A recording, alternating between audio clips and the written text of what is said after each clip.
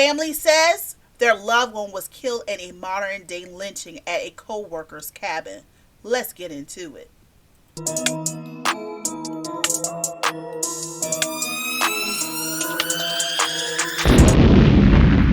Hey guys, and welcome back to my channel. I'm Lady T.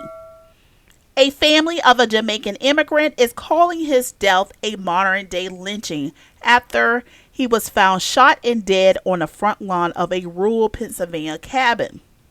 Peter Bernardo Spencer, 29, was invited by a co-worker to join him at a cabin in Rockland Township, Pennsylvania on December the 11th, according to his family. On December the 12th, just a few hours later, Spencer was found with 9 bullet wounds, 1 to the mouth, 2 to the buttocks, and 6 in his stomach and chest area, according to the county coroner. This case is being regarded as a suspicious death and is under scrutiny because of how he was found and the tight-lipped nature of the investigation by authorities. So here are the facts. Spencer was the only black man on the hunting trip with 4 other white men, one who was a co-worker. According to the family, the main suspect, who was only identified as a 25-year-old white man, has admitted to shooting but is claiming self-defense and was released by the county DA, Cyril Wecht. Authorities have refused to name the suspect or the other people who were at the cabin until the investigation is completed. Spencer family have since hired a private medical examiner, Dr. Cyril Wecht, who said, "It looks like looking at someone who had been hunted down," which is absolutely horrifying. He has not been allowed to inspect the body or given a copy of the coroner's report, but have studied pictures of Spencer's wound provided by the embalmer. He needs the coroner's report to complete his work because the funeral home put a surgical instrument called a tocar into Spencer's injuries, which destroyed the possibility of further investigation of the gunshot wounds. Wecht told news outlets, "My initial thought is that it's absurd to talk about self-defense with 9 gunshot wounds." Spencer's younger brother called the killing a modern-day lynching. His fiancée, Camilla King, who is pregnant with the couple's first child, grew concerned and recruited Spencer's mother in efforts to attempt to contact Spencer throughout the night after efforts to reach him by phone have failed. She dropped him off at the cabin at 2 p.m. King drove up to the cabin and were met with police who had responded to the fatal shooting around 2:30 a.m. Spencer's body was laid out in the front yard and he was pronounced dead at the scene. Cops did find multiple firearms, ballistic evidence, and controlled substance at the home. The 4 people with Spencer was questioned and released by the Fernando County District Attorney's Office. The family's legal rep, civil rights attorney Paul Jubis, says that Spencer and his friends did this from time to time, go out into the woods together and shoot guns, drink beer, and have a good time.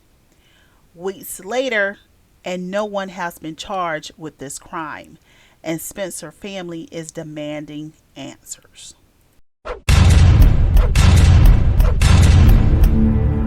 9 bullets for self-defense, and one of those bullets went to this man's mouth and 2 in his butt.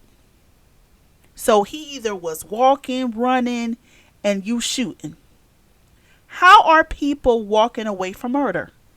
9 shots. And like I said, many of those was from behind. That isn't self-defense.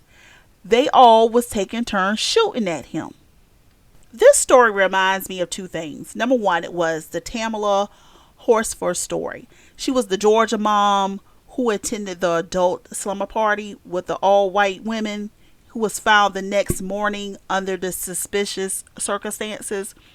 And then number 2 was, I don't know if y'all remember, it's an old movie, and it's called The Surviving the Game, and it starts Ice-T. And he was like a homeless man that was hired as a survivor guy for some wealthy businessmen on a hunting trip in the mountains, unaware that they was killers who hunt humans for sport. and that he was the prey. I don't want to blame the victim because no one deserved this. But I would never go on a hunting trip with a bunch of them. You know how many times my white colleagues have given me an invite to their home and I always decline. It's a no thank you. I don't trust them people past the office space we share. And half of the times I don't even trust them there. And I feel sorry for his family. I really do. His fiance is expecting their first child in June. And this man, he enjoys the outdoors. And he just wanted to have some fun. But, you know, he was returned back in the body bag. But I really wish he didn't go. I mean, this is terrifying and a real reality. I never make the mistake of being alone amongst a group that literally feed off of each other in those situations where they have the upper hand.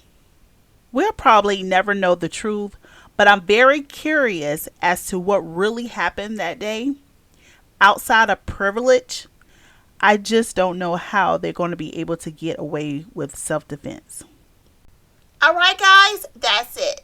Thank you so much for stopping by. I hope you enjoyed the video. Please do not forget to drop down in the comments and tell me your thoughts on this story. I'll love to hear from you. Make sure to like this video and hit that subscribe button and notification bell so you never miss an upload. I'm Lady T. I will catch you the next time. Be blessed. Bye.